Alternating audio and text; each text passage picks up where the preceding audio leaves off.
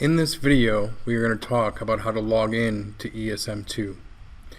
You will know you are not logged in because there is no Parameters tab in the top center of the screen.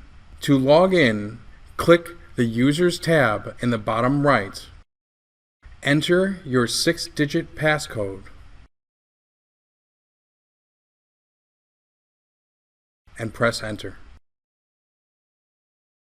You are now logged in to ESM2. You can verify this by seeing the blue Parameters tab appear in the top center of the screen.